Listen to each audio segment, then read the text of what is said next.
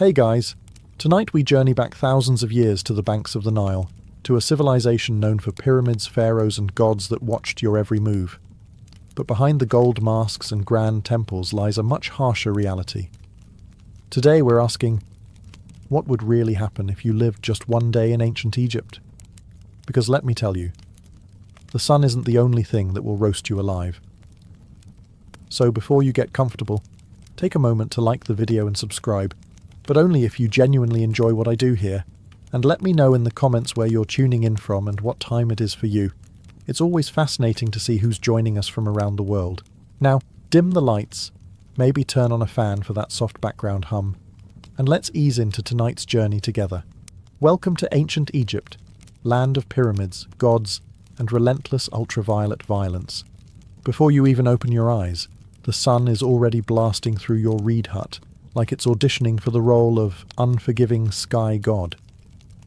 There are no curtains, no shades, and certainly no air conditioning. Just the raw, unforgiving heat of the desert, baking everything, including you, by breakfast. You're lying on a straw mat with a linen sheet that's more suggestion than protection. The Nile breeze you were promised in all those travel documentaries? Yeah, it's gone. Probably died sometime around 2800 BC. By the time you stumble outside, the temperature is already flirting with 90 degrees Fahrenheit, or around 32 Celsius, and it's not even mid-morning. The sun doesn't just shine in ancient Egypt. It attacks. Your linen tunic. Useless. It's like wearing tissue paper in a sauna. And don't even think about sunscreen. There's no aloe vera, no SPF 50, not even a floppy hat with a logo from a beach resort. Ancient Egyptians did have protective oils, but unless you're wealthy or work in a temple, you're not getting any of it. Your best option? Smear yourself with mud or crocodile dung, which apparently might keep you from turning into a human torch. Emphasis on might. By midday, the stones under your feet are hot enough to cook lentils. Shade is a luxury. Trees are rare. You might get a little relief hiding behind a mud brick wall, but even that wall is sweating by now. You, on the other hand, look like someone threw you into a clay oven and forgot to set a timer. And you better not complain. Ra, the sun god, is watching. And in ancient Egypt, the sun wasn't just weather, it was divine authority. The hotter the day, the more powerful Ra was feeling. So basically, if you're melting, it's a spiritual compliment. In short, surviving one day in ancient Egypt requires hydration, humility, and an ironclad tolerance for feeling like a roast chicken. And this is just the morning. You're finally out of bed, or rather, off your scratchy straw mat. And the good news is, the Nile is just a short walk away. The bad news? You can already smell it before you see it. Yes, the mighty Nile, the life-giver of ancient Egypt, revered as sacred, the reason civilization here even exists. But let's be honest, it also smells like a fish market had a bad breakup with a swamp. The banks are buzzing with flies, frogs, and things that probably shouldn't have legs but do. Still, this is where you bathe. Soap hasn't been invented yet, and even if it had, you couldn't afford it. Instead, you lather yourself in the freshest cleansing technology of the day, sand. That's right, exfoliation the Egyptian way. Just rub yourself down with coarse grains and call it skincare. It's like nature's sandpaper, but less effective. Washing clothes, also done in the Nile. And by washing, we mean pounding them against rocks, while praying that a crocodile doesn't mistake your laundry for a tasty midday snack. Oh, and just to make things more fun, let's not forget the occasional sewage runoff from upstream. Remember, people, livestock, and the occasional funeral boat all share this river. And yet, somehow, this is considered clean. You scrub, rinse, and emerge feeling slightly less sticky and only moderately more worried about leeches. If you're a city dweller in Memphis or Thebes, you might be lucky enough to use a public basin or cistern. But for everyone else, it's Nile or nothing, and don't expect privacy. This is a public bathing space, shared by families, neighbours, livestock, and the odd ibis pecking around your ankles like it pays rent. Water jars are filled and balanced on heads, carried back to your mud brick house before the midday heat turns the clay into toast. It's a daily ritual, spiritual, necessary, and slightly traumatic. So yes, the Nile is sacred. It feeds you, cleans you, and quenches your thirst. But let's not pretend it's a sparkling oasis. In reality, it's part miracle, part biohazard, and all you've got. By now you've bathed in the crocodile-infested Nile, you've sandpapered yourself semi-clean, and your body feels like a baked fig. Time for breakfast, the most important and least glamorous meal of your ancient Egyptian day. Let's set expectations. There are no eggs Benedict, no fruit bowls, and absolutely no iced lattes. Breakfast in ancient Egypt is less of a culinary event and more of a tactical refueling operation. You sit on a low stool, if you have one, or just squat in the corner like everyone else. The centerpiece of your meal? Bread. Lots of it. Dense, coarse, and often as chewy as a leather sandal.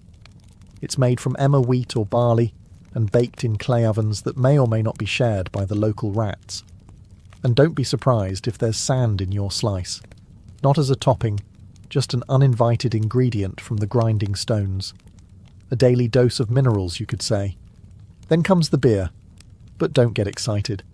This isn't crisp, bubbly craft ale. This is thick, cloudy, lukewarm, liquid bread. More porridge than pint. It's packed with calories and vaguely fermented. A medieval smoothie with the faint taste of sour cereal and survival. Even children drink it. Not to be edgy, but because it's safer than water. At least the brewing process boils out the parasites, unlike the Nile, which we just discussed is basically a petri dish. If you're lucky, and we mean very lucky, you might get an onion or a few dried dates to go with your carbon foam combo. Protein? Only if someone caught a fish and didn't immediately eat it raw. And as you chew your rock-like loaf and sip your grain sludge, flies buzz around you like it's a buffet. Because it is. For them. You swat at them with one hand, hold your cup with the other, and try not to think too hard about the fact that this is likely the best meal you'll have today. Breakfast in ancient Egypt isn't about flavour. It's about function. It fuels your body just enough to survive until the next time someone hands you another sand-infused brick of bread. Bon appétit. You've had your gritty bread, your chunky beer, and just enough rest to call yourself functional. Now it's time to work. And trust me, ancient Egyptian labour makes modern burnout look like a spa day. Unless you're a scribe, priest, or royalty, which, let's be honest, you're not. Your job is pure muscle and dust. No air-conditioned cubicle. No coffee breaks. No ergonomic chairs. Just sweat, sand, and a constant risk of collapsing before noon. If you're a farmer, you'll be ankle-deep in Nile mud by sunrise, yanking weeds or planting barley under the eye of an overseer whose hobby seems to be yelling. You use wooden ploughs, crude sickles, and your bare hands. If your back hurts, congratulations, that means it's working. If you're a labourer, things get even more biblical. Imagine hauling multi-ton stones for temple construction under a blazing sun, while barefoot up ramps made of gravel and prayer. There's no OSHA here. You trip. That's a broken ankle and a shrug from the foreman. Working on tombs?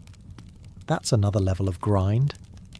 You're hammering limestone, chiselling out burial chambers for people who'll get to rest longer than you ever will. And if you mess up a pharaoh's tomb, let's just say job security might involve a sealed chamber and a curse. And if you're a woman, you're not off the hook. Domestic work is also physical labour. Grinding grain, hauling water, weaving linen, caring for kids, and still helping in the fields. Your break is when the baby naps. For 7 minutes. While you prepare dinner. You eat on the go. You wipe sweat with your tunic. You keep moving, because slowing down means falling behind. And falling behind means someone else gets your grain quota and you get the blame. There's no clocking out. The sun is your supervisor. When it finally sinks behind the horizon, you crawl home, half alive, dust-caked, and dreaming of softer sandals and a less aggressive sun god. Work in ancient Egypt isn't just hard, it's endless. It's a full-body commitment to survival, day after day, until your body gives out or your overseer decides you're not worth feeding. And that's not even the worst of it. After sweating your soul out in the fields or quarry, you might be tempted to grumble. Maybe something small. A little, "this job stinks," or "why am I doing this again?" Stop. Right there. Because in ancient Egypt, complaining isn't just frowned upon. It's potentially treason. Why? Because your boss isn't just a ruler. He's a literal god. The pharaoh isn't some guy who got elected or born into a lucky family. He's the human embodiment of Horus, son of Ra, chosen by the heavens to rule over Egypt and keep Ma'at, divine cosmic order, intact. In other words, if the river floods well this year, thank the pharaoh. If it doesn't, well, maybe you didn't pray hard enough. Questioning his authority isn't just rude, it's blasphemy. Speaking ill of him could land you a date with a whip, a set of shackles, or an early trip to the underworld with none of your favourite burial goods. You see his face everywhere, on statues, temple walls, coins, even bread moulds. His name is chanted in rituals. His image is painted larger than everyone else's in every mural. That's not artistic exaggeration. That's law. And don't expect to ever see him. If you're a commoner, the closest you'll get is watching a golden bark float by during a religious festival. Blink, and he's gone. Back to a palace you'll never enter, surrounded by officials, guards, scribes, and enough gold to finance a small civilization. Which, fun fact, he basically does. If you're lucky enough to work on a royal project, say, a tomb, a temple, or a statue the size of a mountain, you serve with divine joy. At least, that's what the state says. You say it too, because pretending you're honoured to carve stone for 14 hours a day is safer than the alternative. And don't even think about rebellion. Pharaohs crush uprisings faster than you can say, dynasty. Just ask the last village that tried to withhold taxes. Oh wait, you can't. It no longer exists. So yes, the pharaoh is divine. And you're just lucky to be allowed to sweat in his name. Now get back to work.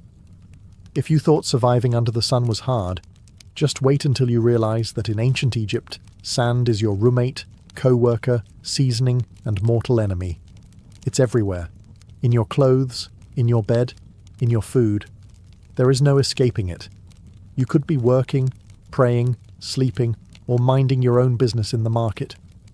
And suddenly, a gust of hot wind sweeps by and turns your face into a grainy exfoliation experiment you didn't ask for. Let's start with the clothes. You wear linen. It's light, breathable, and about as effective at keeping sand out as a screen door is at holding back soup. It slides down your tunic, clings to your skin, and somehow finds its way into places you didn't know had creases. Eating? Good luck. Every loaf of bread is basically a sand trap. Since flour was ground between stone slabs, little bits of grit made their way into the dough. Egyptians didn't just eat their wheat. They ate their millstones too. It's why ancient dental remains are often worn flat like river rocks. Imagine chewing your breakfast while also filing your molars. Daily. And if you thought your house was a sand-free zone, think again. Your mud brick home has gaps, crevices, and windows with no glass. Perfect portals for wind-blown sand.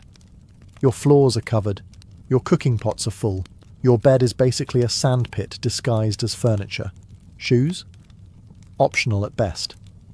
Most Egyptians walked barefoot, meaning you're always one step away from turning your feet into battered leather sandals.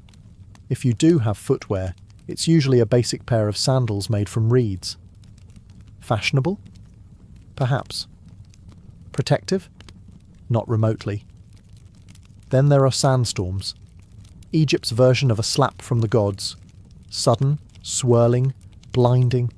One moment you're talking to a friend, the next you're spitting dust and feeling like someone dumped an entire beach into your eye sockets. Visibility drops to zero, and everyone around you turns into vaguely coughing silhouettes. In short, sand is the roommate who never leaves, the spice in every meal, and the silent enemy of your eyes, lungs, and dignity. It's not just the backdrop of your life, it's part of your body now. And no, you can't wash it off. You already tried. In the Nile, which is probably full of more sand. In ancient Egypt, religion isn't just a weekend activity. It's the operating system for everything. Your job, your diet, your hygiene routine, your bedtime rituals, all dictated by gods who seem to have very specific opinions. First, understand this. The gods are everywhere. Your town has temples to a dozen different deities, each responsible for some vital function. There's Ra, who pilots the sun across the sky like it's a divine Uber. Thoth, the ibis-headed god of wisdom, is in charge of scribes and moon calendars. Sobek, part crocodile, part nightmare fuel, guards the Nile. And Bastet, the cat goddess, basically runs public relations. Forget personal freedom. Your daily routine revolves around pleasing them. Wake up, thank Ra, spill some beer, apologize to Hathor, stub your toe, curse quietly, or risk attracting a spirit with a grudge. Before meals, you offer a bit of food to the gods. Before bed, you pray that Set, god of chaos, doesn't toss your house into existential disarray overnight. Even funerals are multi-day affairs where the deceased must pass tests, avoid demons, and prove they were morally decent, or risk eternal erasure. Speaking of the afterlife, ancient Egyptians took it very seriously. You don't just die and move on. You must pass a judgment process involving your heart being weighed against a feather of truth. If your heart's heavier, because of lies, cruelty, or maybe stealing someone's goat, you're eaten by Amit, a creature with the head of a crocodile, the body of a lion, and the legs of your worst nightmare. So yes, even in death, you're still on probation. But here's the twist. This complex belief system isn't depressing. It's comforting. Egyptians believed life was part of a cosmic balance, and if you followed the rituals and upheld Ma'at, the principle of truth and order, you had a chance at a peaceful eternity, complete with food, family, and maybe a boat. Of course, the richer you were, the more gods seemed to notice you. Temples were massive, priests were powerful, and peasants?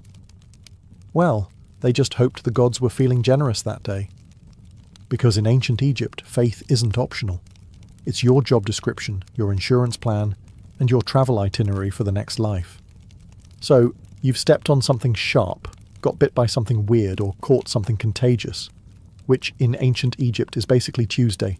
Time to seek medical care. Just don't expect a waiting room or a sterile environment. You're about to be healed with a combination of spells, herbs, and sheer optimism. First, you'll be taken to a doctor. And to be fair, they were some of the most advanced in the ancient world. They had surgical tools, medical texts, and a decent understanding of anatomy. But here's the catch. Science in ancient Egypt always came with a heavy dose of magic. You're given a poultice made of honey, mouldy bread, and crushed herbs. Honey actually is antibacterial, and mould has early penicillin properties. So it works? Sort of. But before applying it, the healer will chant a protective spell just to be safe, because you never know when your stomach cramps are actually the result of a spiteful ghost or an angry god. Have a headache? You might get a dose of crushed onions rubbed into your scalp while someone recites a hymn to Thoth. Got a cough? Let's smear cow dung mixed with dates on your chest and see what happens. Eye infection, time for a paste of lizard blood, ochre and beer, plus a prayer to Horus. Surgery? It did happen, sometimes. Abscesses were drained, bones were set, and wounds were stitched with linen thread. But there's no anesthesia, just a sharp knife and a friend to hold your shoulders down while you scream into a mud brick pillow. Dentistry? Not great. Remember all that sand in the bread? Your teeth are worn down by your 20s. If one gets infected, your options are 1. Live with it. 2. Die from it. Or 3. Have it pulled with something resembling pliers made by a blacksmith with low standards. And let's not forget the amulets. Whether you're giving birth, getting stitched up, or just sneezing too loud, A good doctor/priest will probably hang a charm around your neck, just in case the real issue is an invisible serpent spirit curled around your spleen. So yes, Egyptian medicine had its moments, but mostly, you'd better believe in the gods, because your band-aid is literally a prayer. Here's a plot twist most people don't expect. Ancient Egyptian women had more rights than many women in later civilizations. They could own property, run businesses, file for divorce, and even take a man to court. Sounds progressive, right? But before you pack your bags for a time-traveling girl boss vacation, hold up. Because while the legal status might impress you, the day-to-day reality? Not so glamorous. If you're a woman in ancient Egypt, you probably wake up before sunrise. You're grinding grain by hand, using a giant flat stone that chews through both wheat and your spine. Then it's off to haul water from the Nile, cook breakfast, care for children, manage the household, feed animals, and if needed, help in the fields. You're a one-woman workforce in linen. There's no me time, no spa days, and definitely no maternity leave. Childbirth is risky and painful. Midwives are helpful, sure, but there are no epidurals, no disinfectant, and no push playlists featuring relaxing harps. You give birth in a hot room with incense, prayers, and hopefully, not too much bleeding. Let's talk fashion. Linen dresses are light and breathable, but there's no underwear and no shoes. The sun scorches your skin, the sand grinds into everything, and the bugs think you're an all-you-can-eat buffet. Want makeup?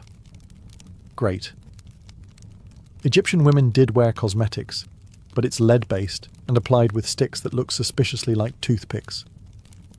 Now, if you're lucky enough to be born into a wealthy family, things are better. You might read, write, manage estate accounts, or become a priestess.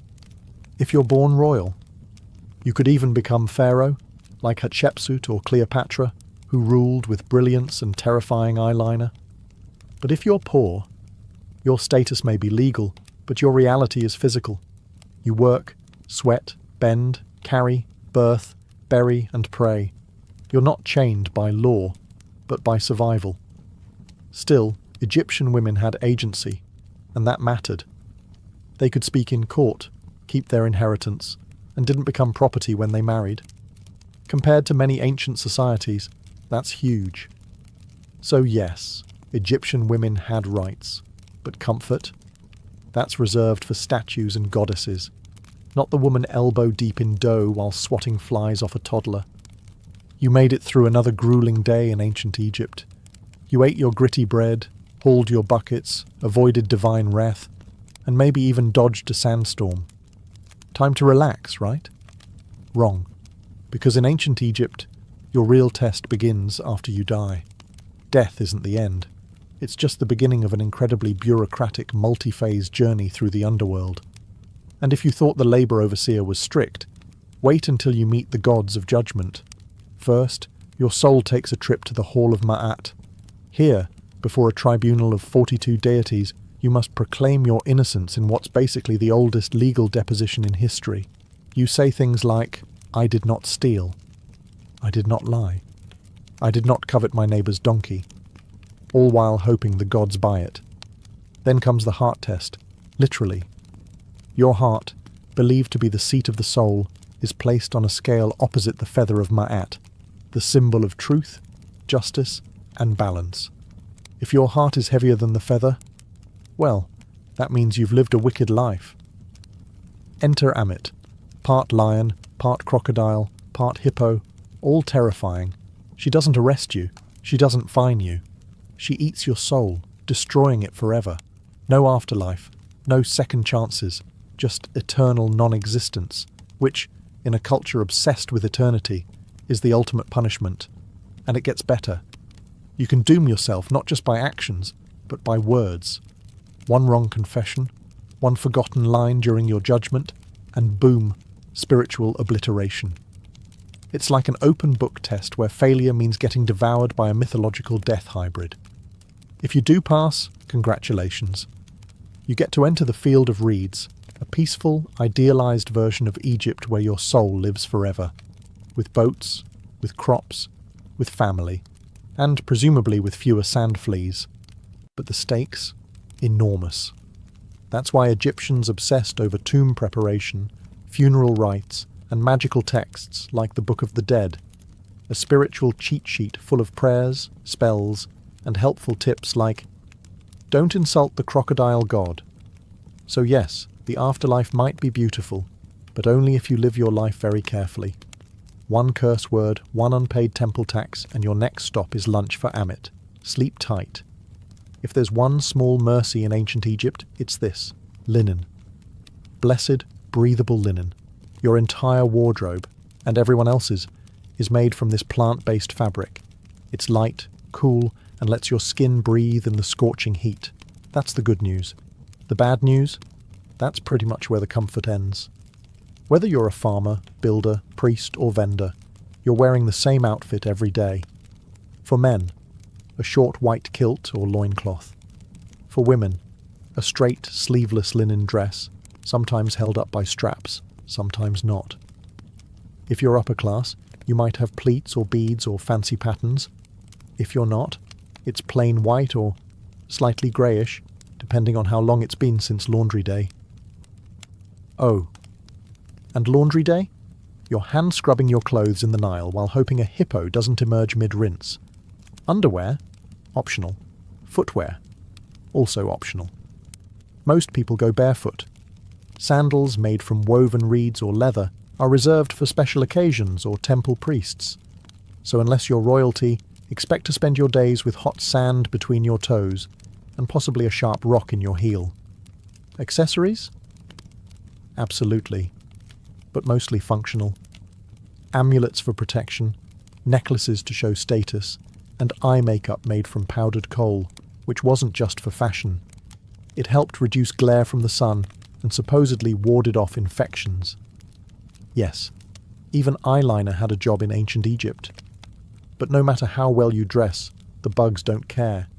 Flies, gnats, mosquitoes, they treat your airy outfit as an invitation. You're walking through the day swatting constantly, rubbing on perfumed oils, and praying that your linen doesn't stick to you like a wet curtain the moment the sun reaches full strength. And of course your outfit doesn't change with the seasons, because Egypt doesn't really have seasons, just hot and slightly less hot. So your linen ensemble is basically your year-round uniform, whether it's 110 degrees or a chilly 70-degree evening. So yes, Egyptian clothing was light, elegant, and far more comfortable than what Romans would wear later. But don't let the breezy outfits fool you, because no matter how floaty your tunic feels, your life is still heavy with labour, heat, sand, and bugs that refuse to respect your personal space. You've survived another blistering Egyptian day, hauling bricks, dodging sandstorms, and praying your linen doesn't disintegrate mid-task. But in ancient Egypt, survival is always temporary, because no matter how tough you are, you probably won't live past 35. Let's break it down. If you make it past childhood, which is already an achievement considering infant mortality rates were sky high, you're thrust straight into adulthood by age 13. Marriage, work, and child rearing all start early, because honestly, you're running out of time. You might die from heat stroke, or an infected cut, or childbirth, or crocodiles, or scorpion stings, or bad bread. And forget antibiotics. If you get a fever, the best treatment is honey, herbs, and hoping the gods don't have other plans for your soul. But here's the twist. Egyptians weren't scared of death. They planned for it. In fact, they planned for it better than most people plan for retirement today. If you're rich, you commission a tomb, the ancient version of a 5-star eternity suite. You start saving up grave goods, jewellery, food offerings, perfumes, statues, even tiny servant dolls called shabtais to do your chores in the afterlife. Think of them as spiritual interns who work while you nap forever. Your body is embalmed, wrapped in linen, stuffed with natron, natural salt, and tucked neatly into a painted sarcophagus. You're buried with a copy of the Book of the Dead, which is less about doom and more like a mystical travel guide, complete with passwords for the afterlife, spells to confuse demons, and instructions for not getting eaten by soul-devouring monsters. If you're poor, well, your tomb is likely a shallow pit in the sand. Your body is wrapped in whatever fabric your family can spare, maybe a pot or two placed nearby, and then covered with earth. No murals, no golden mask, just you and the wind. But even the poorest Egyptians held onto the dream of the afterlife, a peaceful, fertile paradise called the Field of Reeds, where you farm without sweat, eat without hunger, and sail the Nile forever under gentle sunlight. So yes, you'll probably die young in ancient Egypt. But if you lived well, prayed right, and didn't insult too many jackal-headed gods, you just might spend eternity in style. You've finally made it to the afterlife. Or at least, into the tomb. You've been embalmed, wrapped, blessed, and buried. Time to rest in peace, right? Well, not exactly. Because in ancient Egypt, even the dead get robbed. Let's start with a simple truth. Tombs are full of expensive stuff. Gold amulets, jewellery, perfumed oils, carved statues, chests full of linens, and, for pharaohs, literal boatloads of treasure. All intended to be taken into the afterlife. But treasure in a tomb is basically an open invitation for someone with a chisel and bad intentions. Tomb robbery was so common that it became a full-time problem. Pharaohs tried to fight it by hiding their tombs deep in cliffs, locking them behind trapdoors, and scrawling terrifying curses on the walls. Things like, "May a crocodile devour your soul," or "May your limbs be twisted forever by a serpent made of fire." Spoiler, the curses didn't work. Grave robbers came anyway, at night in secret, with inside knowledge. Sometimes they were locals, sometimes they were corrupt workers who helped build the tombs. In some cases, even priests and guards were in on it. And the punishment for getting caught? Severe. Think public beatings, mutilation, exile, or death. But considering how valuable tomb goods were, especially gold and rare incense, the risk often seemed worth it. After all, the dead don't fight back. But it's not just the wealthy who got robbed. Even commoners' graves were disturbed. Poorer Egyptians might have been buried with a small pot of beer or a loaf of bread for the afterlife. That was still worth stealing. Food was scarce, tools were valuable, and linen was currency. The irony? Tomb robbing wasn't just about greed. Sometimes it was about survival. Egypt went through famines, political collapse, and invasions. A hungry worker might break into a tomb not for treasure, but for food. And when your children are starving, a few funeral offerings look less like sacred objects and more like dinner. So in ancient Egypt, you're not safe just because you're dead. Your tomb can be looted, your name erased, and your mummy unwrapped by some desperate soul with a pickaxe and poor moral judgment. Rest in peace, only if no one knows where you're buried. We've all seen them, those majestic, mysterious carvings on the walls of temples and tombs. Birds, eyes, snakes, lotus flowers, men walking sideways like they're on a fashion runway. Ancient Egyptian hieroglyphs, visually stunning and insanely difficult to learn. Sure, they look cool, but try reading them. Hieroglyphs weren't just decorative art. They were a full-blown writing system with over 700 characters, and growing. Some symbols represent entire words, others are sounds, and many are determinatives, which clarify meaning.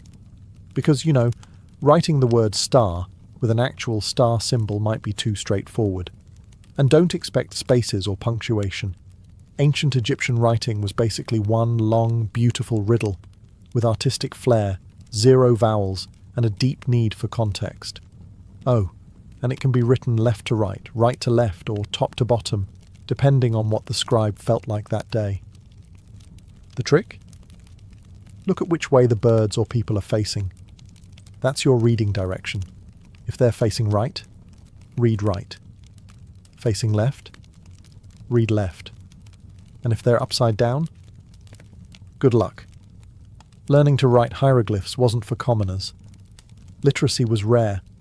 Maybe 1% of the population could actually read and write. If you wanted in, you had to become a scribe, which meant years of intense education, starting as a child. You'd memorize hundreds of symbols, copy endless scrolls, and practice so much that your hand probably curled into a claw by age 15. But the payoff? Huge. Scribes were respected, well-fed, and never made to haul bricks under the sun. Instead, they wrote tax records, court documents, letters, and religious texts. They were essential to society and protected from most manual labour. In a world where writing was power, scribes ruled quietly from the shadows. For the rest of the population, though, writing was something magical, literally. Hieroglyphs were believed to have sacred power. Writing someone's name preserved their soul. Erasing it, total spiritual annihilation. So yeah, spelling really mattered.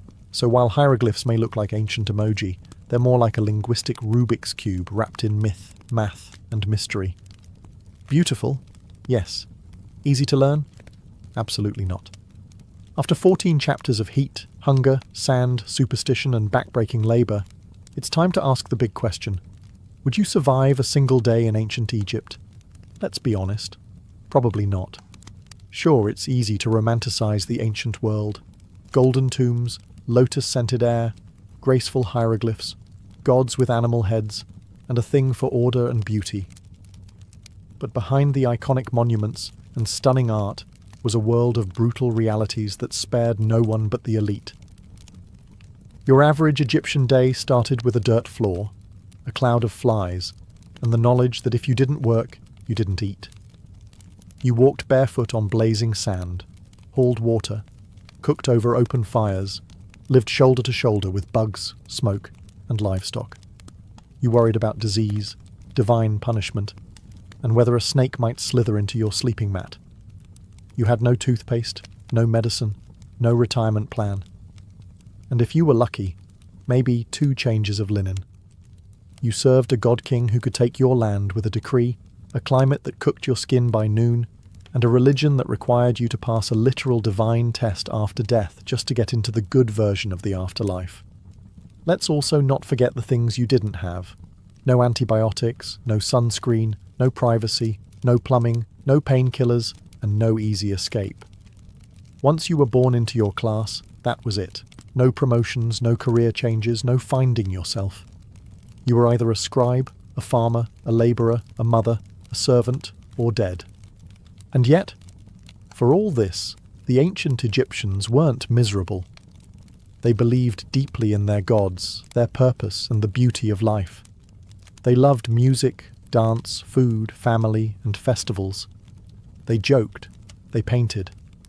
They imagined eternity with enough clarity to build stone monuments that still stand today.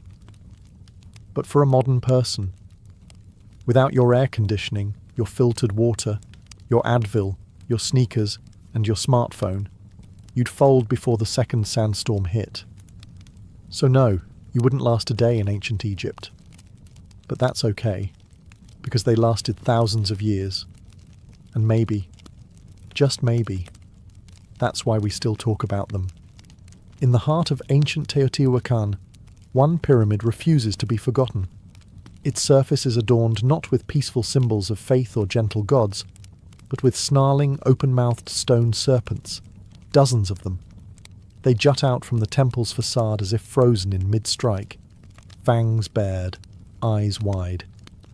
This is the temple of the feathered serpent, known to many as the Temple of Quetzalcoatl. But unlike most temples that reach for the sky with reverence, this one feels different.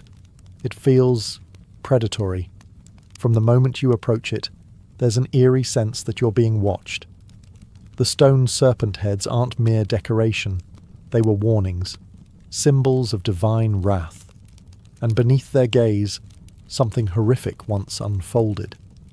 Excavations over the past few decades have revealed something that archaeologists didn't expect. Hidden beneath the temple's base were not just ceremonial offerings, but something far more disturbing, human remains. And not a handful. Over 200 bodies, many of them decapitated, hands bound behind their backs. Young men, warriors perhaps, buried in groups, ritual sacrifices arranged with mathematical precision. Some were buried with obsidian knives at their sides, others with necklaces made of human teeth, or jewellery crafted from jawbones. They weren't simply thrown into the ground, they were deliberately placed in positions of symbolic significance.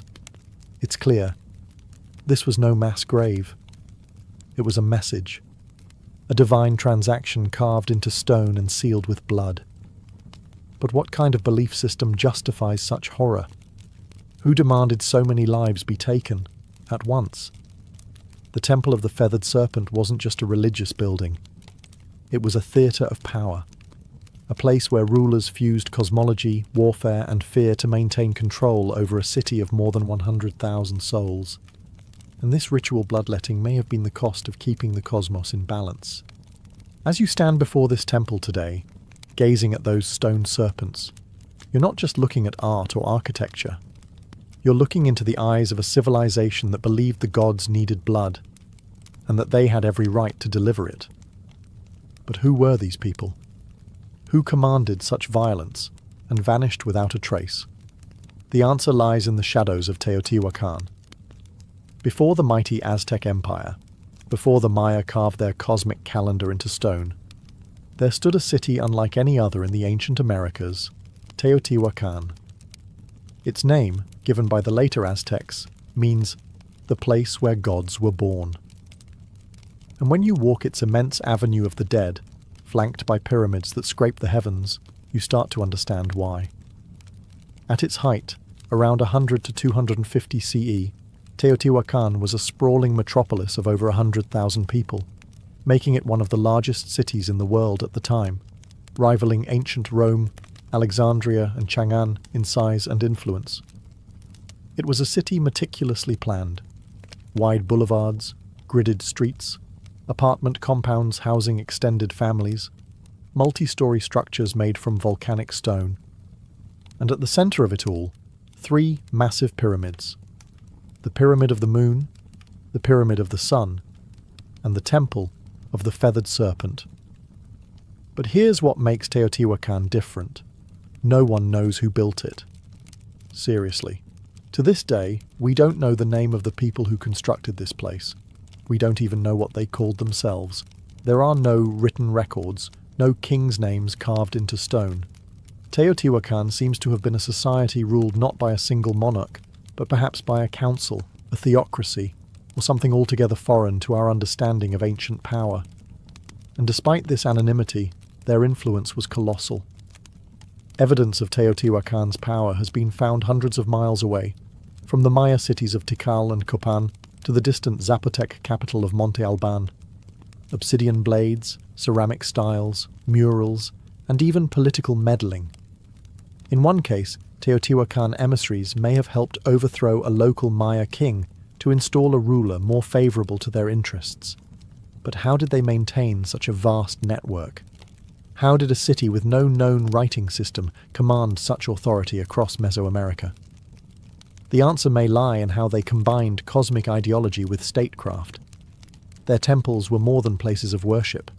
They were tools of control, aligning perfectly with astronomical events, serving as theatres of ritual sacrifice, and reminding every citizen and every visitor that Teotihuacan was no ordinary city. It was the axis of the world, a sacred engine that kept time, fate, and blood flowing in sync. And at the heart of it all stood the Temple of the Feathered Serpent. To understand the temple, you must first understand the deity it was dedicated to, the Feathered Serpent. Known later by the Aztecs as Quetzalcoatl and to the Maya as Kukulkan, this figure is one of the most enigmatic gods in all of Mesoamerican mythology. But in Teotihuacan, centuries before the Aztecs rose to power, the Feathered Serpent was already a central, possibly supreme, divine force. But here's the paradox. What kind of god is both a serpent and a bird? Think about that. Serpents slither through the underworld.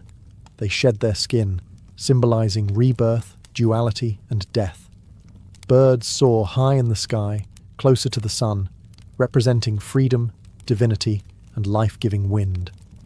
To combine these two, earthbound and sky-dwelling, death and life, chaos and order, was to create something entirely cosmic, something terrifyingly powerful. The feathered serpent wasn't just a god, he was a bridge between worlds. On the facade of the temple, carved in deep relief, we see dozens of his images: goggle eyes, bared teeth, plumed headdresses. Some historians believe these represent the god himself. Others suggest they're warriors or priestly figures, adorned in divine regalia to signal their authority. Either way, they are everywhere. The temple is covered in these snake-bird hybrids, as if the structure itself breathes with divine presence. But the feathered serpent wasn't just a god of the heavens. He was intimately tied to sacrifice. Blood was the fuel that kept the cosmos in motion, and Quetzalcoatl, though later remembered as a gentle, civilizing deity, had a much darker role in Teotihuacan. He demanded offerings, and not just of maize or incense, but of life itself.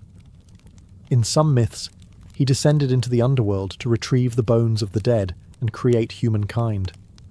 But to bring life from death, there had to be a trade.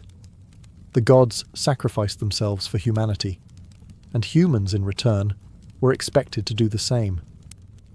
The Temple of the Feathered Serpent wasn't just a monument to faith. It was a cosmic engine, designed to link the sky, the earth, and the underworld through ritual. Every stone, every serpent head, every buried victim fed into that system.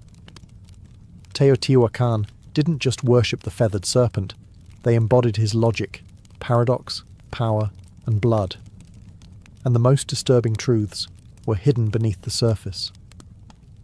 For centuries, the Temple of the Feathered Serpent stood silently, a weathered, imposing structure half swallowed by time. Locals whispered legends, scholars made guesses, but no one could have imagined what was buried beneath its layered stones until archaeologists broke through in the late 1980s and early 2000s. What they found wasn't just unexpected, it was unsettling. Hidden beneath the temple's foundations were a series of long-sealed chambers and pits, each filled with carefully arranged human remains. These weren't the messy results of war or disease.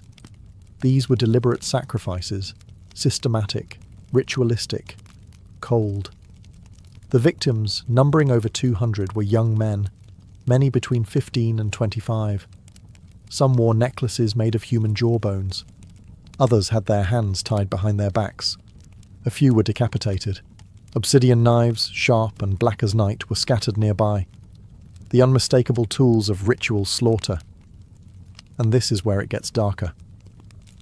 The arrangement of the bodies followed geometric and symbolic patterns. They weren't buried randomly. They were placed in quadrants, cardinal directions, possibly to mirror the cosmos. Even the number of bodies mattered. It wasn't just about death. It was about meaningful death. Offerings surrounded the victims: jaguar bones, serpents, exotic shells from the distant Gulf Coast, figurines, and obsidian blades that had never been used in battle. This wasn't punishment.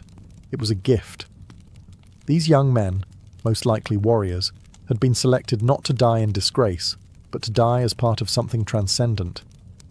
To the Teotihuacanos, the very act of building a temple may have required human sacrifice.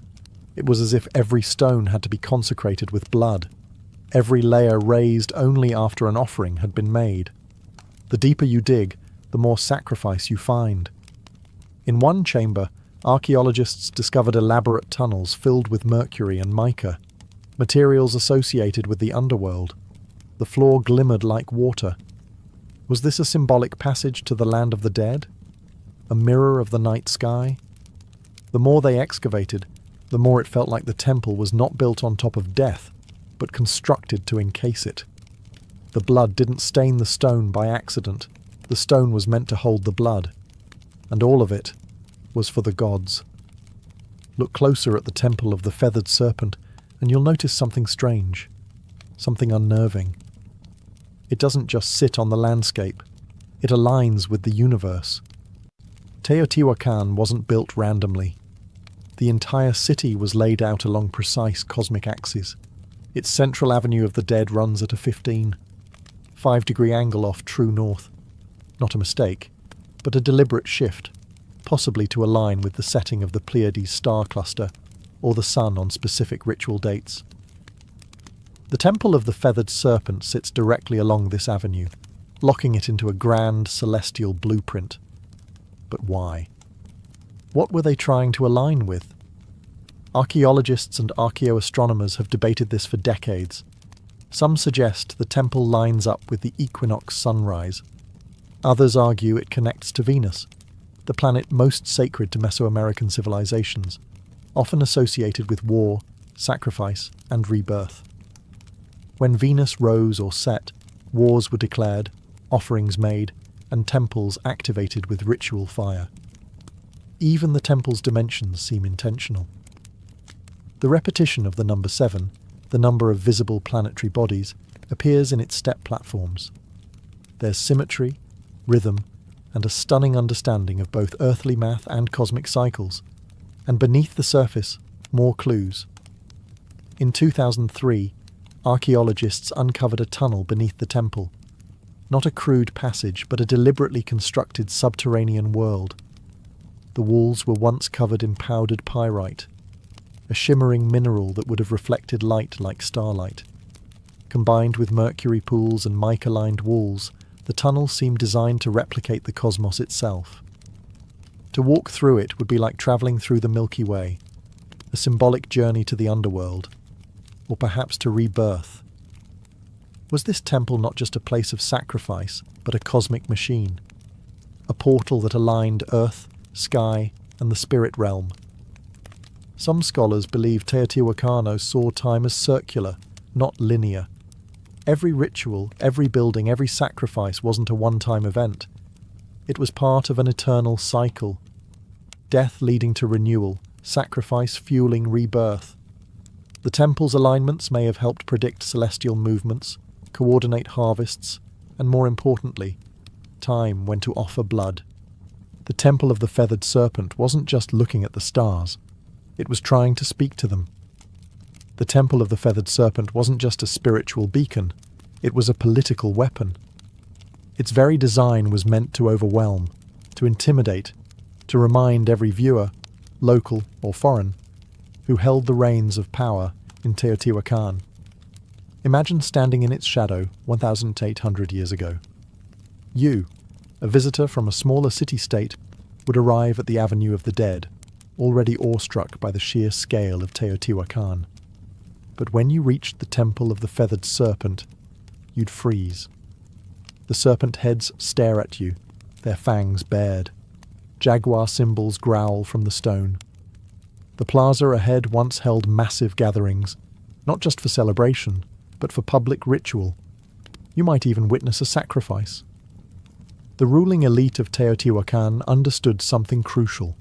Fear is power, and nothing stirs fear like divine wrath.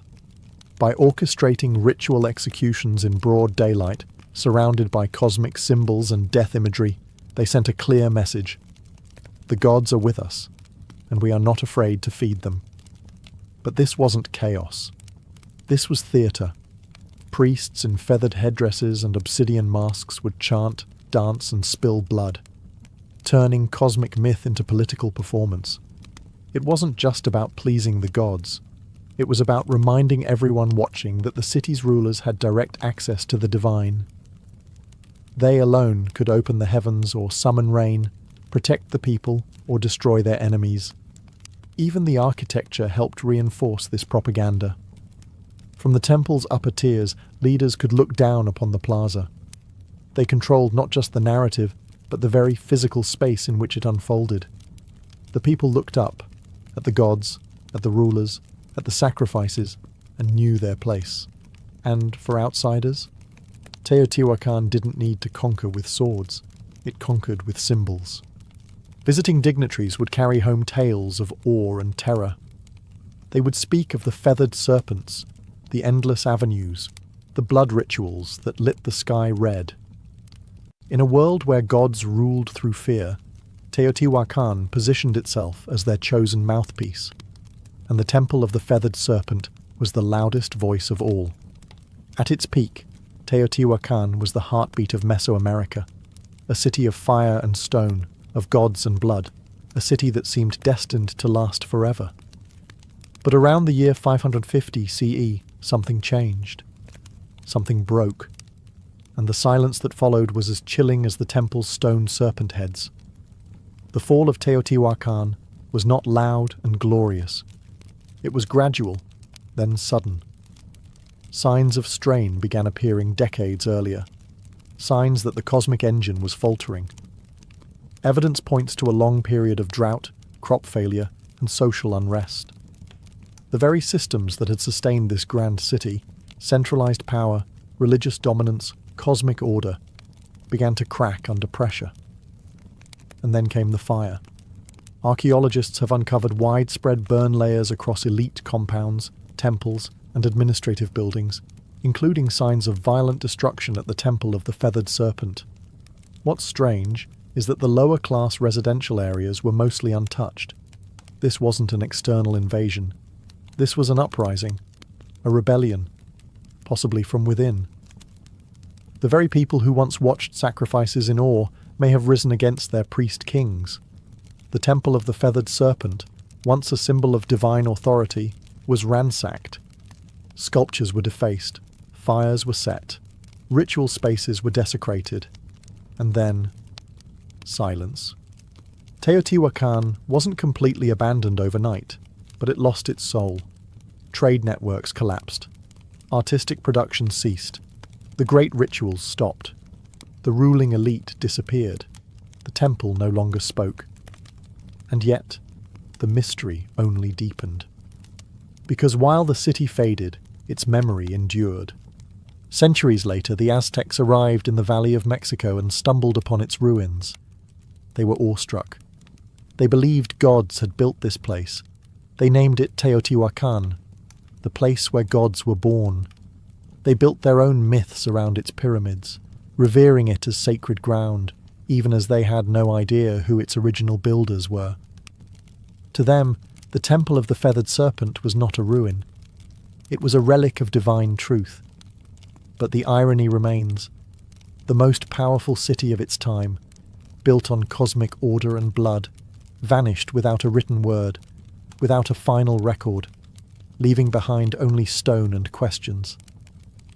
The gods, it seemed, had gone quiet. For over 1,000 years, the Temple of the Feathered Serpent lay buried beneath layers of dust, volcanic ash, and silence. Locals avoided it. Farmers tilled around it, and the world forgot it. Until the modern age of archaeology arrived, and cracked open the secrets buried within its heart.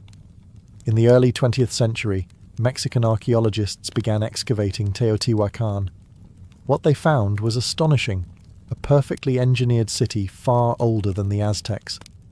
But it wasn't until the 1980s and 2000s that the temple itself began to yield its most intimate and most chilling revelations. One of the most dramatic discoveries came in 2011, when researchers uncovered a sealed tunnel beneath the Temple of the Feathered Serpent. It had been deliberately closed off nearly 1,800 years earlier, as if to prevent anyone from entering ever again. After years of excavation, scientists unearthed a cosmic corridor, a symbolic underworld lined with pyrite to mimic a starlit sky, pools of liquid mercury, and thousands of ritual objects. Jade statues, rubber balls, obsidian blades, and even carved wooden masks. It felt less like a tomb, and more like a message. Why would the ancient builders go to such lengths? What were they trying to preserve, or hide? Some experts believe the tunnel was used in initiation rituals. Others suggest it symbolized the creation of the world, a mythological womb where gods were born, where kings were made, where divine order was negotiated between humans and the cosmos. The mercury, once thought to be only toxic, may have represented water, or the fluid veil between worlds. And among all these glittering fragments was one persistent whisper. The feathered serpent still lingered, not just as a myth, but as a presence, in murals, in carvings, in the geometry of the temple itself. The serpent hadn't disappeared. It had coiled inward, deep into the bones of the city, waiting to be rediscovered. And with each excavation, each uncovered jawbone or golden ornament, we draw a little closer to its message. One carved not in language, but in stone, sacrifice, and shadow. Modern science has given us X-rays, drones, and ground-penetrating radar. But even with all our tools, one truth remains. The temple still keeps secrets. Today, the Temple of the Feathered Serpent stands as a haunting monument, not just to a civilization long gone, but to a way of thinking that merged power, cosmos, and death into one unbreakable system. Tourists snap photos. Children run past the stone serpent heads. But the ground beneath their feet is soaked in 1,000 untold stories and over 200 known human sacrifices. And still, the temple endures. Its legacy is not just architectural. It's psychological, spiritual, cultural. The feathered serpent, this paradoxical god of sky and earth, continued to evolve. He would be adopted by the Toltecs, then reborn by the Aztecs as Quetzalcoatl, where his myth took on a gentler tone, the bringer of knowledge, the god who wept for humanity, the one who vowed to return. This reimagining of the serpent god shows how myths don't die. They transform. Even in modern Mexico, echoes of the feathered serpent persist, in art, in murals, in literature, and in national identity. The temple's image has appeared on coins, stamps, and even government buildings. It has become a symbol of mystery, of pre-Columbian brilliance, and of the untamed spiritual world that once pulsed through Mesoamerica. But there's another legacy, one less visible, more uncomfortable. The Temple of the Feathered Serpent forces us to confront the price of belief. It asks hard questions. How far will humans go to feel connected to the divine? What happens when power and religion become indistinguishable? Can beauty coexist with terror? In many ways, the temple isn't just a historical site. It's a mirror, a reflection of us, our fascination with life after death, our hunger for meaning, our capacity to build monuments of staggering beauty and to stain them with blood. The temple teaches us that greatness comes with shadows, that civilizations can soar to impossible heights while burying their secrets beneath the stones. And maybe that's why we keep returning, not just to visit, but to understand. Because deep down, we know the serpent is still watching, not to strike, but to remind. Reminders of what we once were, and what we still might be. Before we spoke in words, we spoke in rhythm. Tens of thousands of years ago, long before the invention of writing, even before the birth of language itself, early humans began to create something that could only be described as sound with intention. Not speech, not melody, but rhythm. A hand slapping hollow bark, a stick tapping a stone, a foot stomping earth in time. Somewhere in that ancient repetition, something magical emerged, the first drumbeat.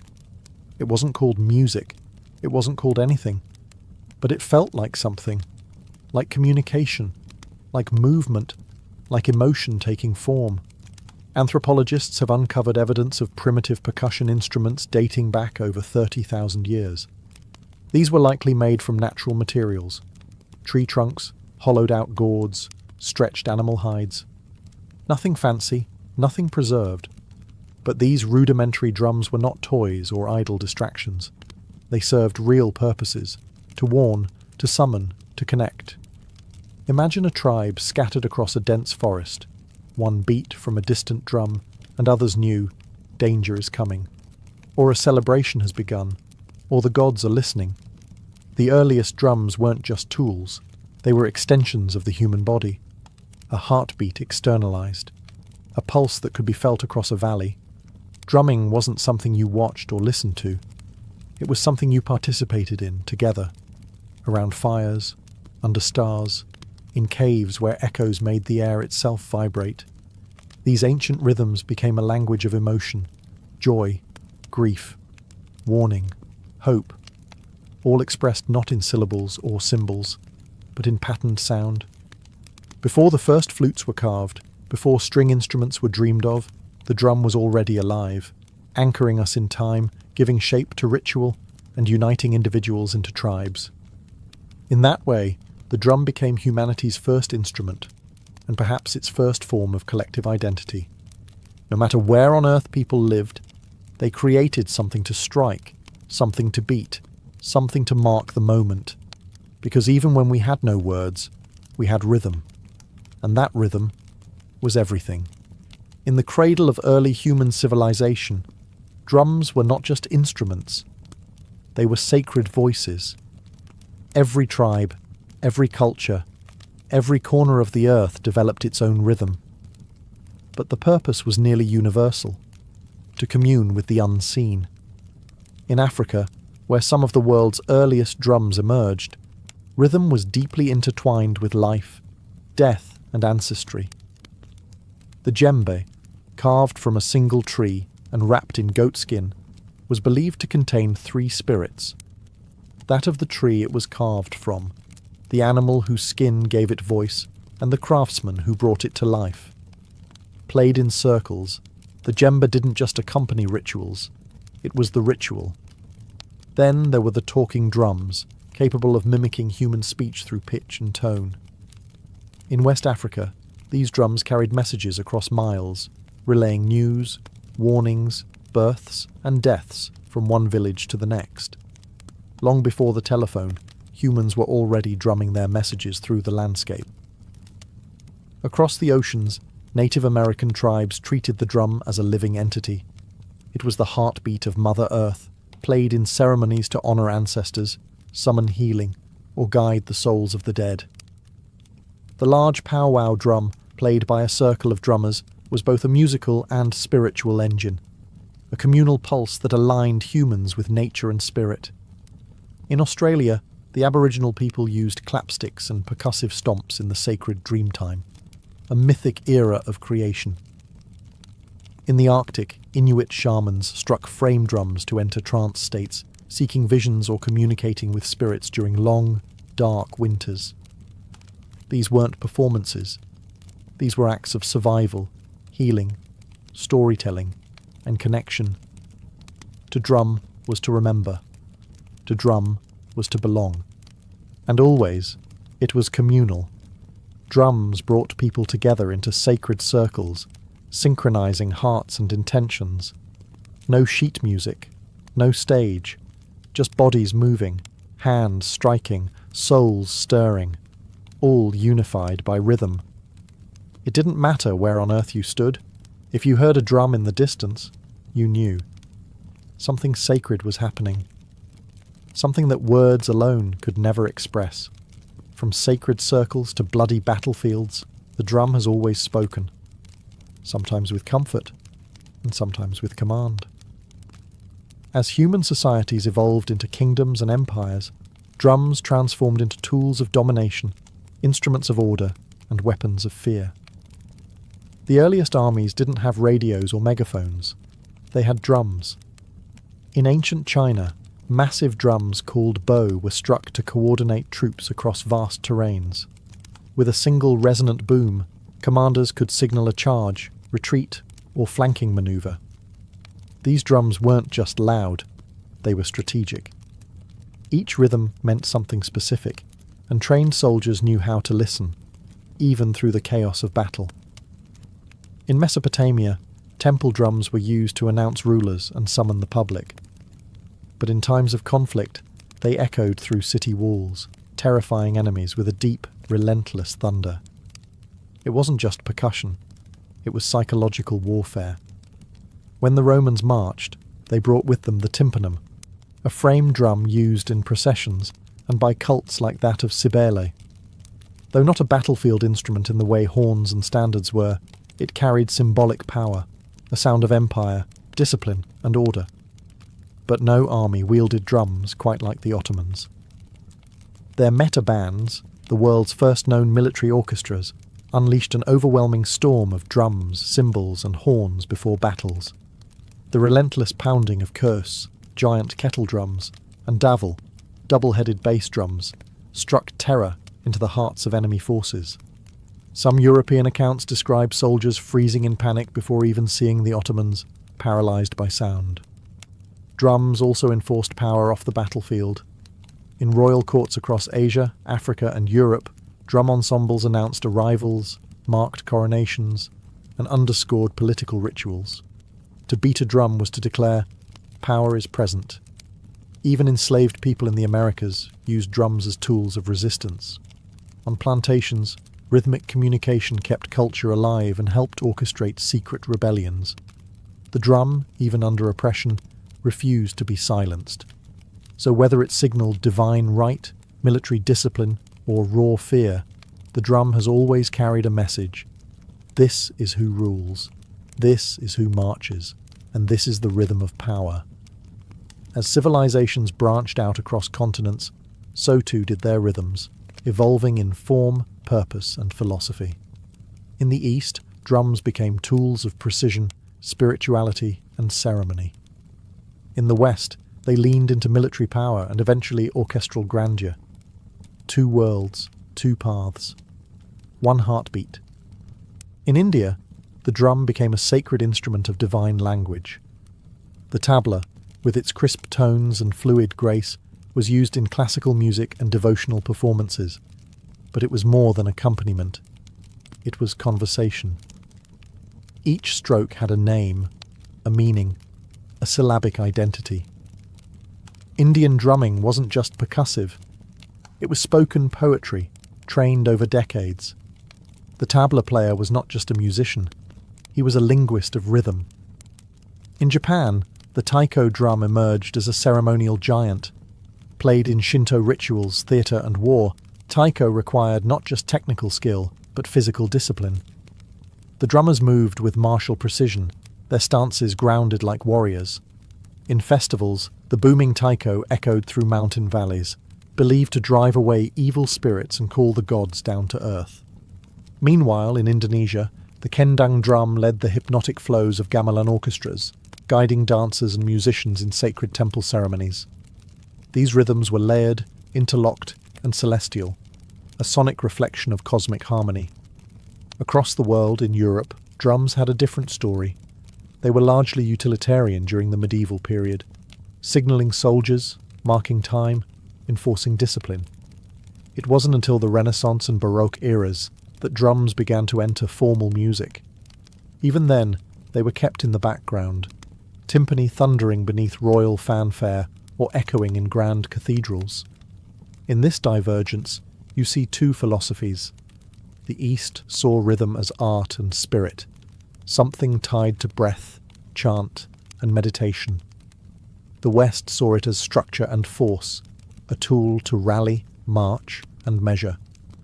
But both understood the drum's core power, to shape time, to dictate pace, to elevate ritual, to connect humans in ways that transcend language. East or West, sacred or strategic, the drum remained central. Always listening, always speaking. From mountaintop temples to jungle clearings, from desert fires to candlelit cathedrals, drums have always had a place where the human meets the divine. Long before organized religion took root, rhythm was already a sacred language, a way to pray, to summon, to transcend. In Africa, drums were not just instruments, they were spiritual beings. In Yoruba traditions, for example, the bata drum was used to communicate with the orishas, gods and ancestral spirits. Drummers weren't performers, they were priests. The rhythms they played were encoded prayers, inviting the gods to descend and dance among the living. Each pattern had a purpose, each beat a direction. In Hinduism, the drum appears even in the hands of gods. The deity Shiva, in his form as Nataraja, dances the cosmic dance of creation and destruction with a small hourglass-shaped drum in hand, the damaru. Its beat represents the pulse of the universe itself. From silence to sound, from void to form, the drum is a divine heartbeat. In Buddhism, The ritual frame drum is used in monastic chants and meditation ceremonies. Its slow, soft strikes guide breath and awareness, acting like a metronome for the soul. It's not loud. It's not aggressive. It simply reminds the practitioner to return, again and again, to the present moment. Across the Americas, indigenous tribes use drums in vision quests, sweat lodges, and healing ceremonies. The beat is constant, steady, mimicking the rhythm of the womb, helping participants enter trance states or connect with ancestral spirits. In these spaces, the drum doesn't just accompany prayer, it is the prayer. Even within Christianity, where rhythm was often subdued, the drum still found a sacred role.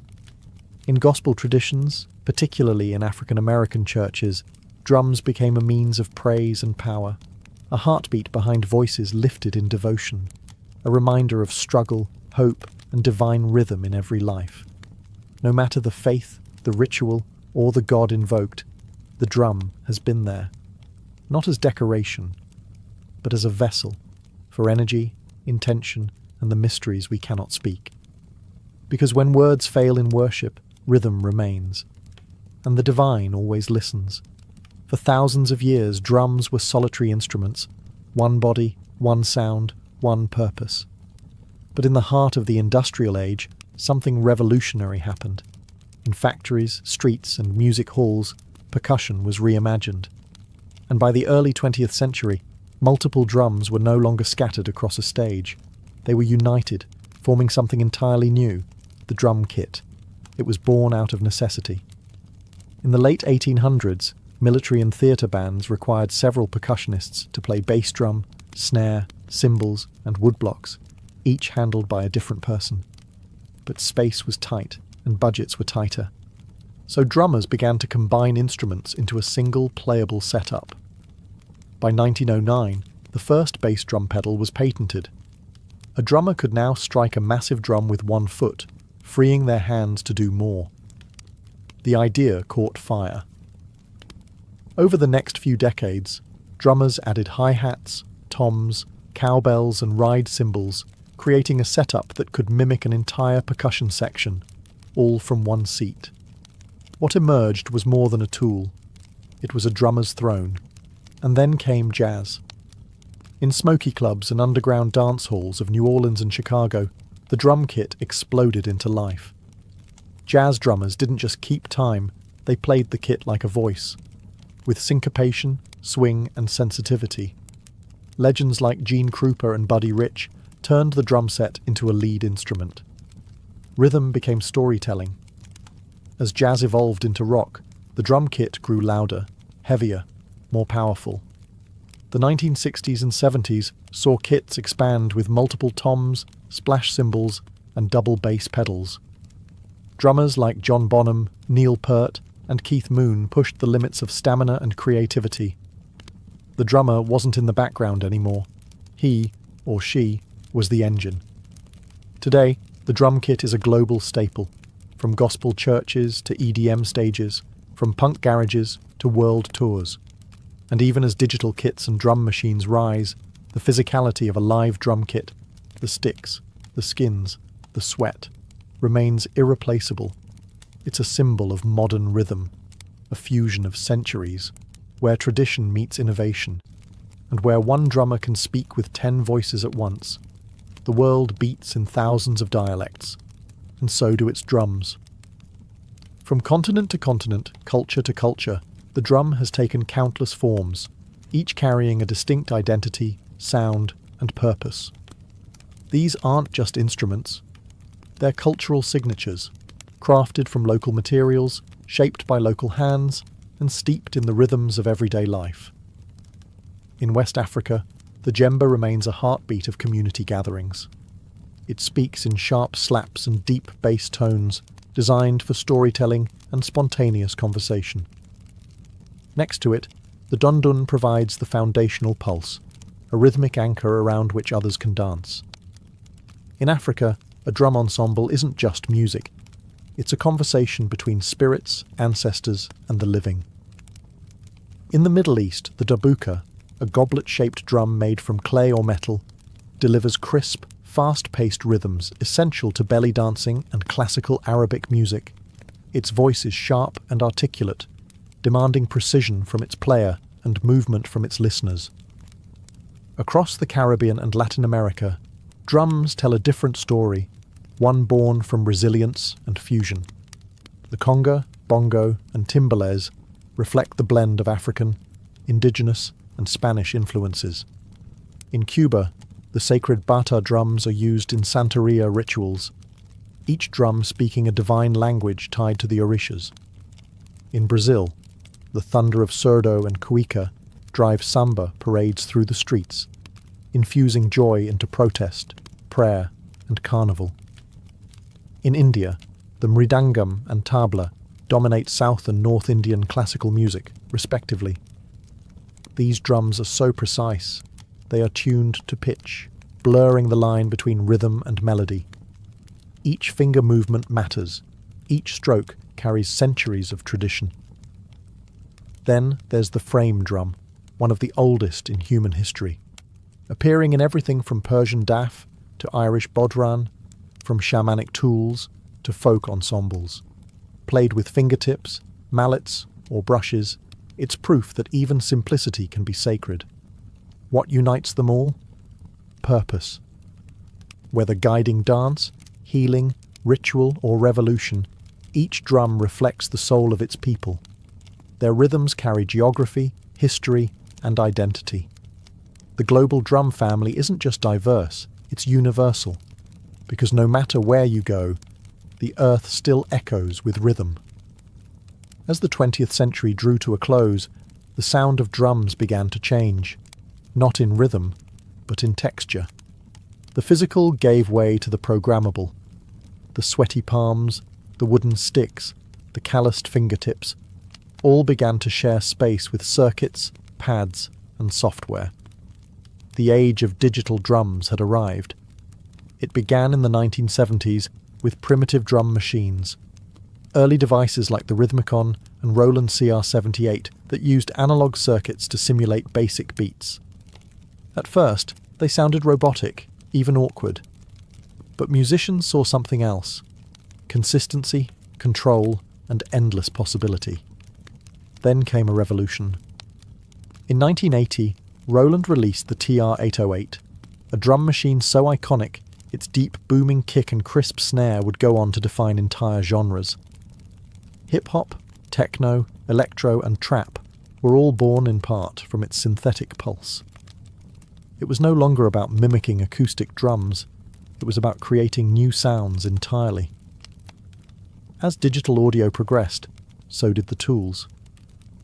Electronic drum kits like the Roland Fee drums allowed drummers to play naturally while triggering thousands of sampled or synthesized tones. Artists could now rehearse silently, record without microphones, and switch drum kits with the press of a button. And with computers came digital audio workstations, DAWs, like Ableton, FL Studio, and Logic. Now, anyone with a laptop could build complex rhythms, layering kicks, snares, hi-hats, and sub-bass into vast sonic architectures. Finger drumming on MIDI pads became an art form of its own. Some feared this shift meant the death of traditional drumming, a replacement of human feel with cold precision. But that didn't happen. Instead, hybridity emerged. Acoustic drummers began integrating triggers and samples into their kits. Producers started layering human-played drums with machine beats. The organic and the synthetic found a groove together. Digital drums didn't erase the past. They reimagined it. And today, we live in a world where a single person in a bedroom can build rhythms once requiring entire orchestras, where ancient grooves from Africa, Asia, and the Americas can be sampled, twisted, and given new life in neon-lit dance floors. The tools have changed, but the purpose remains the same: to move bodies, to shape time, to make silence speak. Across every era, every empire, and every evolution in technology, one thing has never changed. The drum remains our oldest and most enduring voice. From ancient fire circles to modern concert halls, from sacred rituals to digital dance floors, The drum has never been just about music. It's about connection, to ourselves, to each other, to something bigger. It is the heartbeat we all share. Not metaphorically, literally. Because even before we're born, nestled in the womb, the first rhythm we ever hear is that of our mother's heart. Steady, safe, alive. And when life begins, we chase that rhythm forever. The drum has been our companion through joy and war, through worship and protest. It has marched beside kings and risen with rebels. It has echoed through temples and subway tunnels. It speaks in every language, because it is a language. One that bypasses thought and speaks directly to the body, the bones, the blood. In moments of grief, we drum to mourn. In moments of ecstasy, we drum to celebrate. And in the quiet spaces in between, we drum to remember who we are. Today, percussion continues to evolve. You can find handpan street musicians weaving new age rhythms on city corners, indigenous communities preserving ancient drumming traditions against all odds, stadium drummers rallying crowds in unison, children banging pots and pans with instinctual joy. Even artificial intelligence is learning rhythm, but no algorithm can replicate the human soul behind a single imperfect beat. Because rhythm is not just counted, it's felt. And maybe that's why the drum has outlived empires and trends. Because deep down, we all crave the anchor of time, the shared pulse that tells us we are here, together now. No matter how advanced our instruments become, or how virtual our experiences grow, there will always be something profoundly grounding about skin on skin, stick on hide, hand on wood, a beat, a breath, a beginning. The drum is not a relic of the past. It is a reminder that we were always meant to move in rhythm, to listen, to feel, to play. And as long as humanity endures, the drum will never be silent. Before Manhattan became a forest of glass and steel, it was an island of shadows, not cast by towers, but by church steeples and sloping rooftops. In the early 1800s, the skyline barely existed. The city clung to the southern tip of the island, a dense sprawl of brick townhouses, timber-framed shops, and dirt-packed roads. Buildings rarely climbed beyond 5 or 6 stories. Not because ambition was lacking, but because gravity had the final say. The taller the building, the more weight it carried, and with stone and brick, height came at a steep price. The walls had to be thicker at the bottom to support the upper levels, leaving less room inside and requiring enormous foundations. To build high was to build heavy, and heavy didn't make financial sense. So the city grew horizontally, spreading northward along a grid that had been planned in 1811, one of the boldest urban blueprints of its time. But underneath that grid, beneath the layers of cobblestone and soil, Manhattan held a secret weapon: bedrock. Deep, dense and unwavering, the granite spine that ran beneath the island would one day support some of the tallest structures in human history. But for now, it lay quiet, untouched, waiting. Life in early Manhattan was noisy but grounded. Commerce bustled in the harbour, ships lined the piers, and horses clattered through narrow streets. The economy grew, immigration surged, and the island swelled with energy. But still, the city hugged the ground. The sky remained untouched. The only real vertical statements were churches, Trinity Church being the most prominent. Its spire, completed in 1846, rose over 280 feet, and for a time it was the tallest structure in New York. But even that was more symbol than skyline. What no one knew then was that the skyline's future wouldn't be shaped by stone or wood, but by iron, steel, and vision. And it wouldn't be limited by the ground. It would rise far above it. Manhattan wasn't yet a city of towers, but the stage was being set. The island was ready. The dream was forming. And soon, the skyline would begin to stretch. For centuries, gravity was the greatest architect in Manhattan. It kept buildings short, cities flat, and human ambition tethered to the earth. But in the mid-19th century, two breakthroughs would break the skyline wide open. One lifted people, the other lifted buildings. The first came in 1852, when an inventor named Elisha Otis unveiled his revolutionary safety elevator. In a dramatic demonstration at the New York Crystal Palace, Otis stood on a platform suspended high above a crowd. He ordered the rope to be cut. The crowd gasped, but the platform didn't fall. A hidden mechanism locked the lift in place. With that single breathtaking moment, Otis changed the rules of height. Until then, the top floors of buildings were the cheapest. No one wanted to climb stairs. But once elevators became safe and practical, those upper floors became premium space, offering light, air, and status. The vertical city suddenly made economic sense. But being able to move people upward wasn't enough. Buildings still relied on load-bearing walls, which grew thicker and more cumbersome the higher they went. That's where innovation number 2 arrived: the steel skeleton. In the 1880s and 1890s, engineers began using steel frames to support the weight of buildings, allowing exterior walls to become thin curtains rather than heavy structural anchors. This method, known as steel frame construction, gave architects a new freedom: build as high as the frame could handle. Suddenly, height was no longer a risk, it was a strategy. The technology had arrived, the materials were here, and Manhattan, with its solid bedrock and booming economy, was the perfect canvas.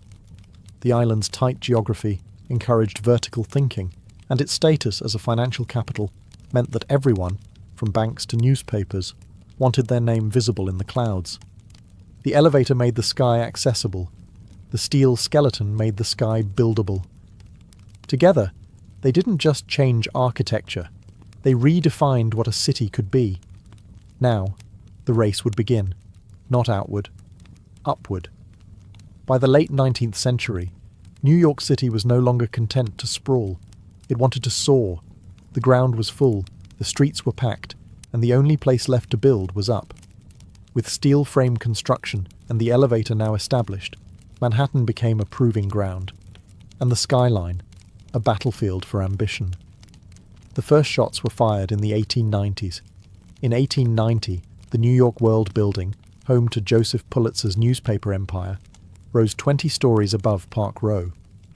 It was the tallest office building in the world, briefly. Not to be outdone, the Park Row building claimed the title next in 1899, standing at 391 feet. Each new tower was a declaration, not just of wealth, but of vision. To build higher was to announce, "We are the future." Soon, the skyline began to sprout with steel giants. The Singer Building, completed in 1908, stood at 612 feet, becoming the tallest building in the world, and the first structure to surpass the height of the spire of Trinity Church, which had held the record for over 50 years. But even that wouldn't last.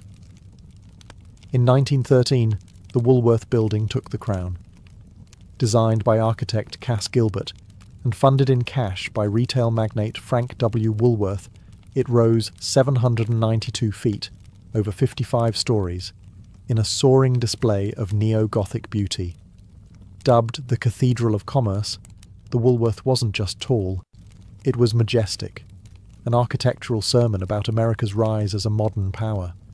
But this wasn't just architectural competition, it was branding warfare. Corporations and institutions vied for the tallest, most distinctive buildings, towers that would etch their names into the sky. Every new height was a headline, every silhouette a symbol.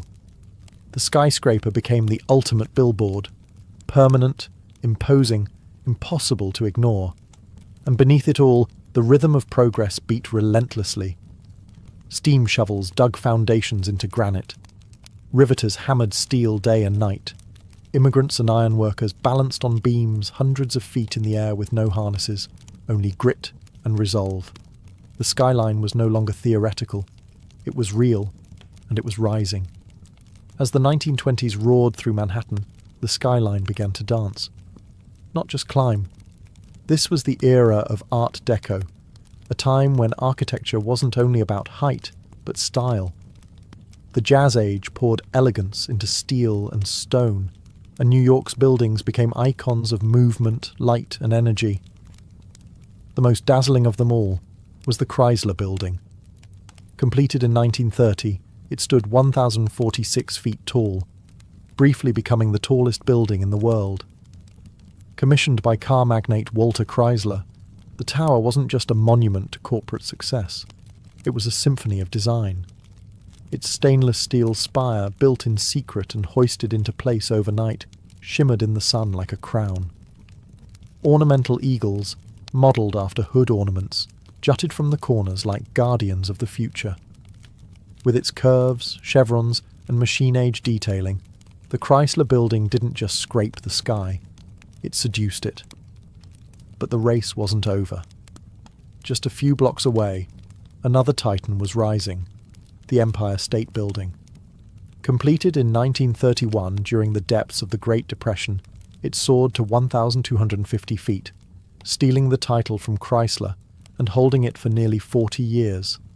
Built in just 410 days, with thousands of workers labouring through wind, snow, and steel dust, the Empire State wasn't just a building, it was a message. New York endures. While much of the country struggled, Manhattan pushed upward, and its buildings mirrored the era's dual identity, elegant but aggressive, optimistic yet competitive. The Art Deco style captured the contradictions of the time, geometric but graceful, modern but steeped in myth. Towers weren't just functional, they were sculpted, glowing at night like beacons of possibility. And yet, beneath all that glitter, there was purpose. These skyscrapers were built by barons and moguls who wanted more than profit. They wanted legacy. A permanent place in the skyline, and in history. By the end of the 1930s, Manhattan's silhouette had taken shape. The city was no longer just a capital of finance. It was a cathedral of ambition, a skyline that didn't whisper progress, it shouted it. After World War II, Manhattan's skyline entered a new phase, one less ornamental, more corporate. The elegance of Art Deco gave way to glass, steel, and straight lines. America was now a global superpower, and New York was the front office of that empire. The skyline adapted accordingly, not with decorative spires, but with monuments of efficiency. In 1952, the United Nations headquarters rose on the East River, a bold, boxy glass tower flanked by low marble wings. It marked a shift in tone, global, diplomatic, futuristic. It wasn't just a building, it was an architectural statement about international order in the atomic age, and it set the tone for what would follow. Next came the Lever House in 1952, and the Seagram Building in 1958, both defining examples of the international style. These towers, with their curtain walls of reflective glass and steel frames, were minimalist by design, free of decoration, stripped of sentiment. They didn't look like cathedrals or castles. They looked like machines, precise, modern, and ruthlessly practical. The Seagram Building, designed by Ludwig Mies van der Rohe, was especially influential. Its bronze-tinted glass, uniform grid, and open plaza introduced a new kind of urban presence, not to impress with flourishes, but to project order, discipline, and power. This was corporate architecture at its peak, cold, beautiful, and authoritative. As businesses boomed, so did the skyline. Midtown became the hub for America's major corporations, banks, media companies, law firms. These new skyscrapers didn't compete for beauty. They competed for square footage, for location, and for presence on the horizon. Gone were the soaring spires and gargoyles. In their place stood mirrored monoliths, anonymous giants that reflected not just the clouds, but the ambitions of Wall Street. And yet, in their silence and simplicity, these towers spoke volumes. They told the story of a country obsessed with growth, precision, and modernity. They defined the corporate era, shaping the look and feel of cities across the globe. But even amid all this glass and steel, one thing remained true. The skyline was still a symbol. Only now it whispered power, rather than shouted beauty. By the late 1960s, New York was already a vertical masterpiece, but it still had room to dream bigger. That dream took shape at the southern tip of Manhattan, where a pair of identical towers would soon alter the skyline forever. They were bold, controversial, and unlike anything the world had ever seen. They were the twin towers of the World Trade Center. Conceived as a hub for global commerce, the World Trade Center project was overseen by the Port Authority of New York and New Jersey. Architect Minoru Yamasaki designed the buildings with a radical minimalist approach. Vertical lines, aluminum cladding, no setbacks. Each tower would rise over 1,160 feet, dwarfing every building before them. The ambition wasn't just architectural, it was ideological, a statement of global connectivity, a new temple for capitalism. Construction began in 1966. To make room, an entire neighborhood, Radio Row, was raised. The foundations required a revolutionary technique known as the slurry wall, allowing engineers to build deep into the soft riverbed while holding back the Hudson. It was one of the most challenging engineering feats of its time. When completed in 1973, the Twin Towers weren't universally loved. Some critics called them sterile or boxy. Others mourned the loss of the ornate towers of the past. But to many, the towers were pure presence, bold, confident, and commanding. They didn't dance with the sky like the Chrysler. They didn't taper like the Empire State. They stood firm, twin pillars of certainty and scale. More than just buildings, the World Trade Center became an international symbol of business, of unity, of American might. People came from around the world to visit the observation decks, to dine at windows on the world, or simply to stare up in awe from the plaza below. For nearly 3 decades, the Twin Towers dominated Lower Manhattan. They anchored the skyline, giving it symmetry and gravitas, and while other cities built taller structures, none carried the iconic weight of those 2 towers rising side by side. The skyline had changed once again. This time, not with ornament or artistry, but with monumental ambition. On the morning of September 11th, 2001, the Manhattan skyline changed forever, not by cranes or construction, but by violence and smoke. In less than 2 hours, the Twin Towers of the World Trade Center collapsed into dust, fire, and twisted steel. Thousands of lives were lost, and the 2 pillars that had once defined Lower Manhattan were gone. The attack wasn't just an assault on people or buildings.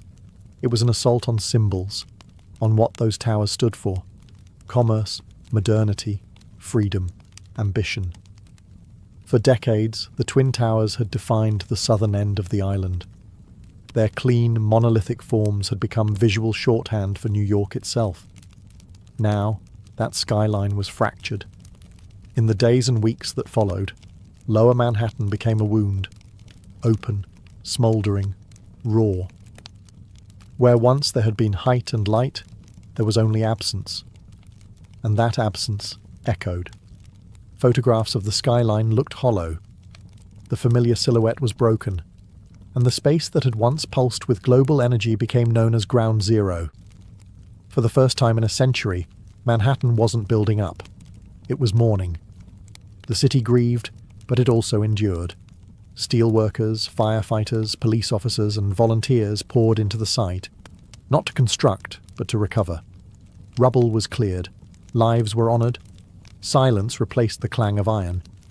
In a city always rushing forward, this was a forced pause. A long breath held in collective pain. But even in sorrow, New York did what it had always done.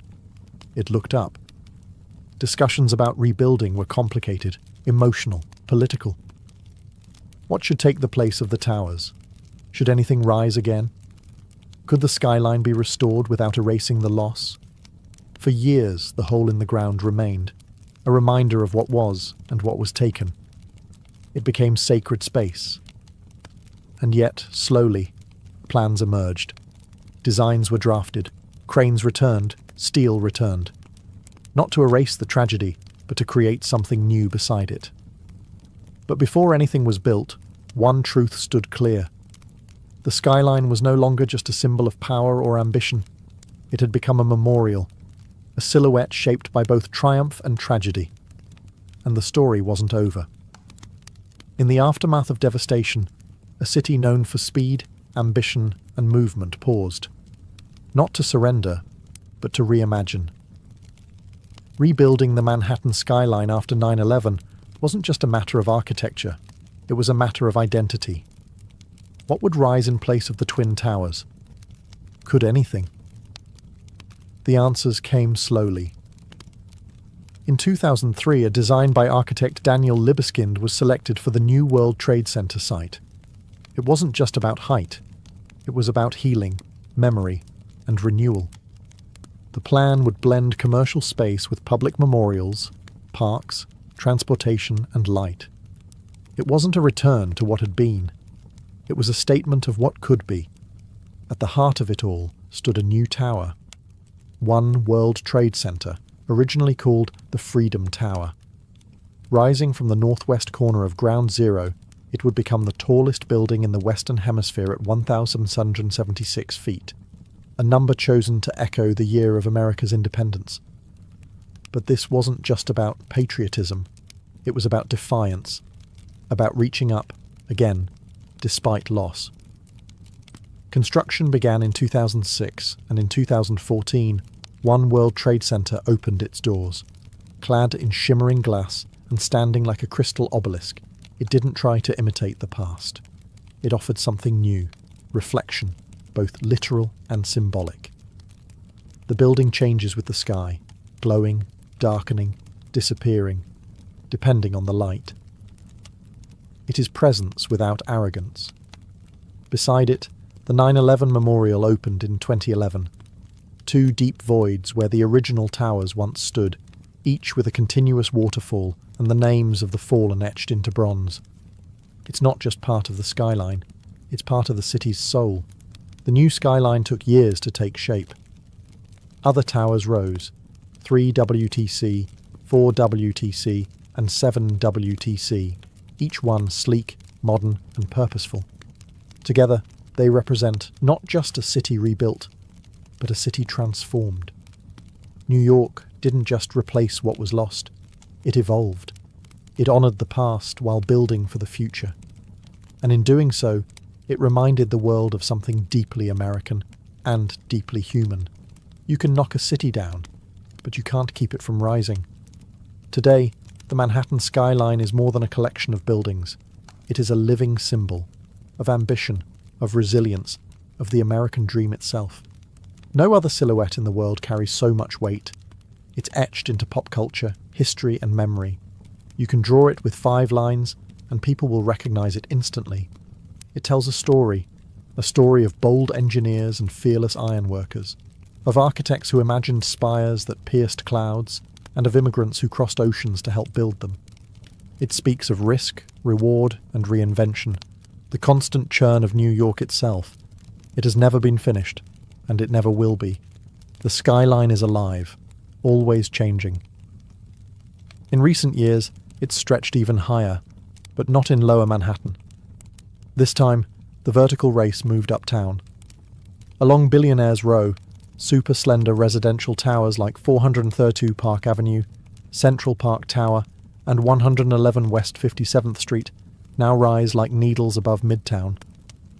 These skyscrapers are feats of engineering, pencil-thin, wind-tested, and made for the ultra-wealthy.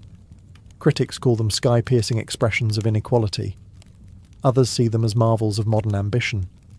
Meanwhile, in Hudson Yards, an entirely new neighbourhood has appeared, with gleaming glass towers, public art, and corporate headquarters rising where rail yards once sprawled.